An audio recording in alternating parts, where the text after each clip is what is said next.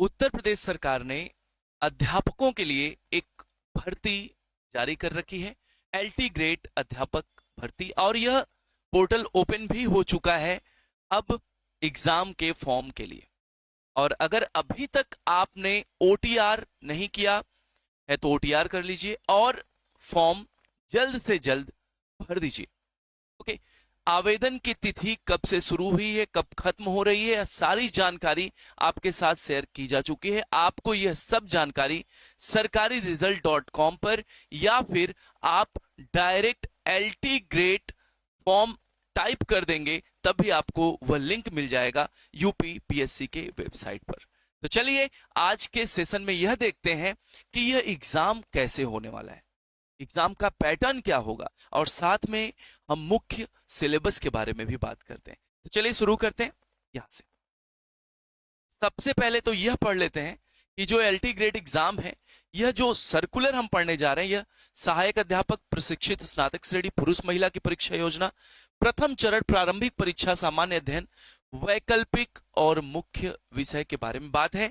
यहां देखिएगा परीक्षा जो होने वाली है यह एक पेपर होगा, सिंगल पेपर होगा। जब आप देखिए पूरी परीक्षा दो भाग में विभक्त है, जिसमें आपका एक वैकल्पिक होगा जो प्रारंभिक परीक्षा होगा और दूसरा होगा द्वितीय परीक्षा, जिसको मुख्य परीक्षा के नाम से जानेंगे। मींस प्री और मेंस की तरह ये एग्जाम होने वाले हैं।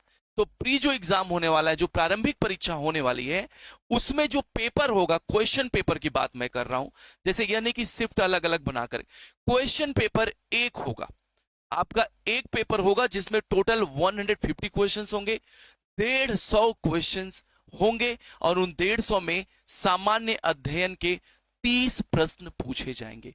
यह सामान्य अध्ययन का 30 प्रश्न सभी विषय के अभ्यर्थियों के लिए होगा। अगर आप किसी भी विषय में अपना नामांकन कर रहे हैं, एप्लीकेशन फॉर्म भर रहे हैं, वह साइंस हो, मैथ्स हो, या फिर जूलॉजी, या फिर बायोलॉजी, या फिर आपके भूगोल में हो, सामाजिक विज्ञान में हो, आप जिस भी विषय में अप्लाई कर रहे हैं, 30 क्वेश्चंस आपके कंपलसरी होंगे जो कि सामान्य अध्ययन से आएंगे, जी के जीएस होंगे, जनरल नॉलेज से। बाकी 120 प्रश्न आपके सब्जेक्ट से होंगे, विषय के होंगे, जो विषय आपने भर रखा है या जो विषय आप आगे भरने वाले हैं। तो टोटल 150 प्रश्न होंगे और 300 अंक होगा, जिसमें 2 अंक प्रत्येक प्रश्न के लिए दिया जाएगा। और पूरा समय जो होगा परीक्षा का वह 2 घंटे का पेपर होगा। पेपर का टाइम ड्यूरेशन रहेगा 2 आवर्स। 2 घंटे का एग्जाम होगा जिसमें आपको 150 क्वेश्चन करने होंगे। अगर इन शॉर्ट देखें तो 120 मिनट 150 क्वेश्चन, आपको हर क्वेश्चन के लिए 1 मिनट से भी कम समय मिलने वाला है अभ्यर्थियों। आगे देखिएगा, फिर आता है नोट, उपर्युक्त प्रथम चरण की वस्तुनिष्ठ प्रारंभिक परीक्षा एमसीक्यू में उत्तीर्ण अभ्यर्थी ही जो बच्चे प्री परीक्षा क्वालिफाई कर पाएंगे, द्वितीय चरण की मुख्य परीक्षा मेंस में सम्मिलित हो सकेंगे। यह एक सामान्य बात है, ऐसा नहीं कि मैं बताऊं तभी आप समझे। जब प्री और मेंस का एग्जाम होगा तो प्री आपको क्वालिफाई करना पड़ेगा। जो बच्चे प्री पास करेंगे वहीं द्वितीय जो मेंस एग्जाम होगा, द्वितीय चरण का एग्जाम होगा, उसमें जाएंगे। क्वेश्चन पेपर पहले पेपर में एक आएगा, मींस जो प्रथम एग्जाम होगा, प्रारंभिक एग्जाम, प्री एग्जाम होगा, उसमें एक पेपर 150 अंकों का, जिसमें 2 घंटे आपको दिए जाएंगे। 150 अंक नहीं, 150 प्रश्न 300 अंकों का होगा। 150 प्रश्नों में 30 प्रश्न तो कॉमन होंगे जो सबसे पूछे जाएंगे, बाकी 120 आपके सब्जेक्ट के होंगे मेरे बच्चे। आगे सहायक अध्यापक सामाजिक विज्ञान पद हेतु मुख्य परीक्षा में 4 खंड होंगे, जिसमें यह मुख्य परीक्षा की बात हो रही है। भूगोल, इतिहास, अर्थशास्त्र तथा नागरिक शास्त्र विषय सम्मिलित होंगे। अगर आपने सामाजिक विज्ञान में आवेदन कर रखा है तो जो आपका मेंस का एग्जाम होगा उसमें यह 4 खंड में बटे होंगे। भूगोल, इतिहास, अर्थशास्त्र और नागरिक शास्त्र होंगे। 60 प्रत्येक खंड में 60 प्रश्न होंगे।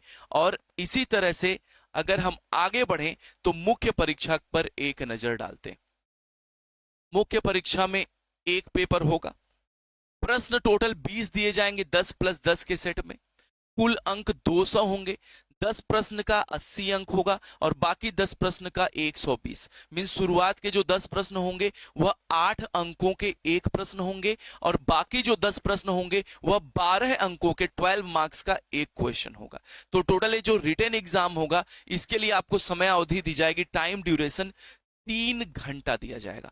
आपका प्रारंभिक परीक्षा 2 घंटे का था, लेकिन यहाँ आपको 3 घंटे दिए जाएंगे। और ये मुख्य बात यहाँ आपके काम की है, उक्त पाठ्यक्रम के आधार पर मुख्य विषय के प्रश्न पत्रों की रचना हेतु प्रश्न पत्रों के स्वरूप एवं अंकों का विभाजन निम्नवत होगा। यह आप लिख लीजिएगा।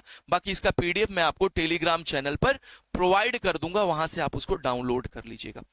खंड अ के अंतर्गत 10 प्रश्न आएंगे। ये जो 10-20 में से 10 प्रश्न की बात हो रही थी, यह खंड अ में आएंगे। यह लघु उत्तरीय प्रश्न होंगे, यह शॉर्ट आंसर टाइप क्वेश्चंस के ग्रुप होंगे, जिनमें उत्तरों की सीमा 125 शब्दों में होगी। यहां प्रत्येक प्रश्न 8 अंक का होगा।